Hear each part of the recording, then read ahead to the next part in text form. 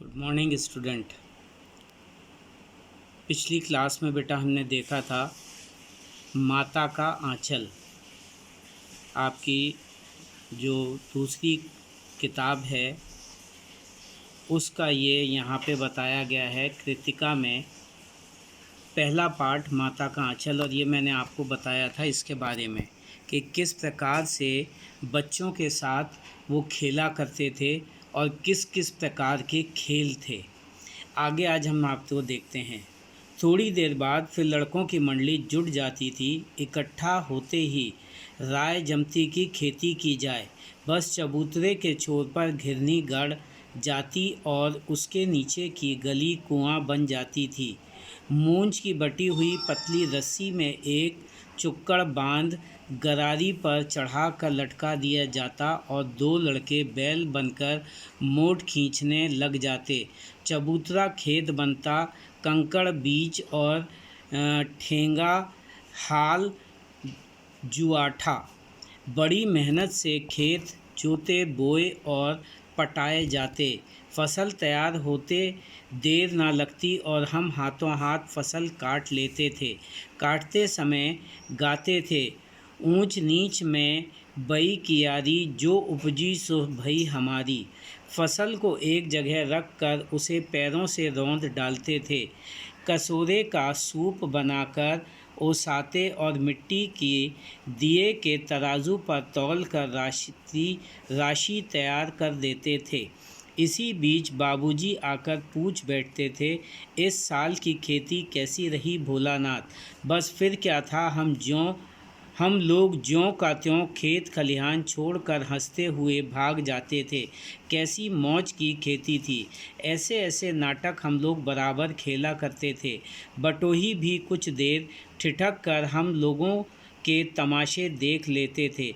जब कभी हम लोग ददरी के मेले में जाने वाले आदमियों का झुंड देख पाते तब कूद कूद कर चिल्लाते थे, चलो भाइयों ददरी, सातू पिसान की मोटरी।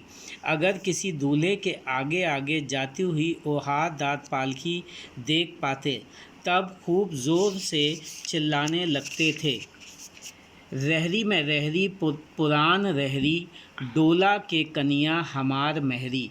इसी पर एक बार बूढ़े वर ने हम लोगों को बड़ी दूर तक खदेड़ कर ढेले से मारा था। उस खसूट खबीस की सूरत आज तक हमें याद है। न जाने किस ससुर ने वैसा जमाई ढूंढ निकाला था। वैसा घोड़ मुआ आदमी हमने कभी नहीं देखा। आम की फसल में कभी कभी खूब आंधी आती है। आंधी के कुछ दूर निकल जाने पर हम लोग बाग की ओर दौड़ पड़ते थे। वहाँ चुन चुनकर घुले घुले गोपी आम चबाते थे। एक दिन की बात है, आंधी आई और पट पड़ गई। आकाश काले बादलों से ढक गया। मेघ गरजने लगे, बिजली कौंधने और ठंडी हवा सनसनाने लगी। पेड़ झूमने और ज़मीन चूमने लगे। हम लोग चिल्ला उठे, एक पैसे की लाई बाज़ार में छितराई, बरखा उघारे बिलाई। देखिए बेटा, यहाँ तक मैंने आपको बताया है और ये बताया है कि अब देखिए, कल जैसे मैंने आपको बताया था कि किस तरीके से बारात जो थी, बारात का जो है वो आपको मैंने वर्णन बताया है।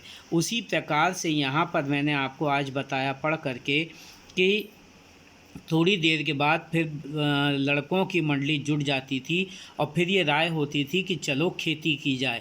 अब खेती करने के लिए क्या था कि जो उनके बाहर का, घर के बाहर का चबूतरा था, उसके एक कोने पर घिरनी गड़ जाती थी। उसके ऊपर जो है नीचे गली जो थी वो कुआं बन जाती थी।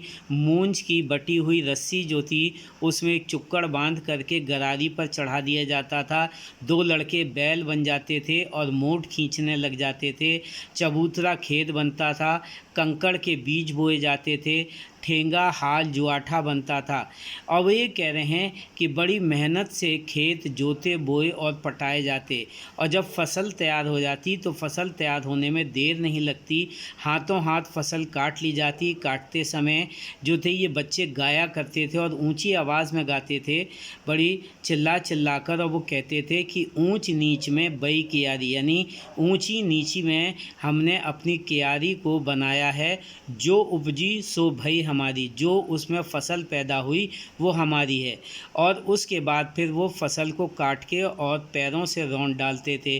फिर कसोरे, कसोरे कहा है मिट्टी का एक छिछला कटोरा, उसको कहते हैं कसोरा। उसको सूप बना करके बेटा उससे मिट्टी को जो है वो अलग करते थे और फल जो है वो गेहूं के दाने अलग करते थे।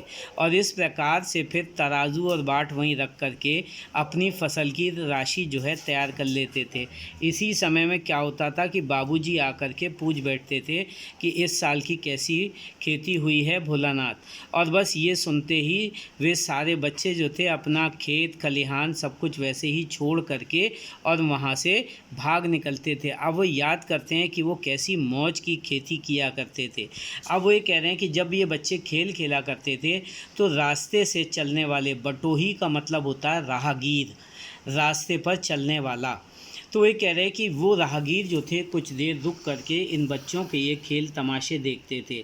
और वे कह रहे हैं कि इसके बाद जब कभी भी ददरी का मेला वहाँ पे, यानी एक जगह पास में थी उसका नाम था ददरी, और वहाँ पे एक मेला लगता था और जब लोग वहाँ पे जाया करते थे तो ये बच्चे जो थे ज़ोर ज़ोर से चिल्लाया करते थे कि चलो भाइयों ददरी सातू पिसान की मोटरी, यानी सत्तू पिसाने के लिए वहाँ पे मेले में चलते हैं। और इसके अलावा ये बता रहे हैं कि अगर कभी कभी उन्हें कोई दूल्हा जो है उसके आगे जाती हुई जो है पालकी उन्हें दिखाई दे जाती थी तो ये बच्चे जो थे खूब ज़ोर ज़ोर से चिल्लाने लगते थे और चिल्ला करके वो कहते थे रहरी में रहरी पुरान रहरी डोला के कनिया हमार महरी।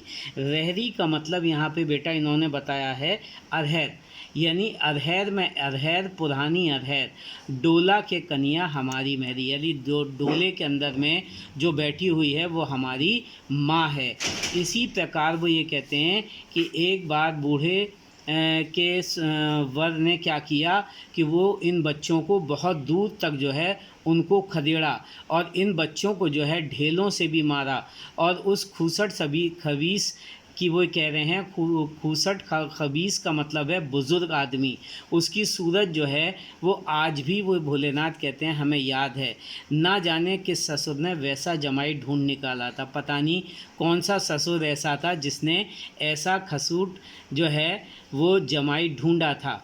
वैसा घोड़ मुँहा आदमी हमने कभी नहीं देखा, ऐसा घोड़े जैसे मुंह वाला आदमी हमने कभी नहीं देखा।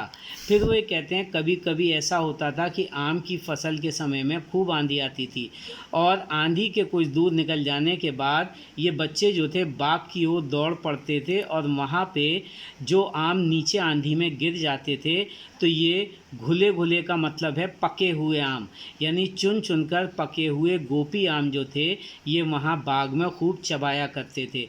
और वो बता रहे हैं कि एक बार ऐसी ही बात हुई कि आंधी आई और पट पड़ गई और आकाश काले बादलों से ढक गया, बादल गरजने लगे, बिजली कौंधने लगी, ठंडी हवा चलने लगी और पेड़ झूमने लगे और ज़मीन को चूमने लगे। और ये बच्चे जो थे ये बच्चे वहाँ पर खड़े होके चिल्ला रहे थे। तो इस प्रकार से बेटा आपने देखा कि किस प्रकार के ये बच्चे खेलों को खेला करते थे और पुराने समय में अपने समय को व्यतीत किया करते थे। ठीक है बेटा, तो आज का ये आपका सबक यहीं पर पूरा हुआ।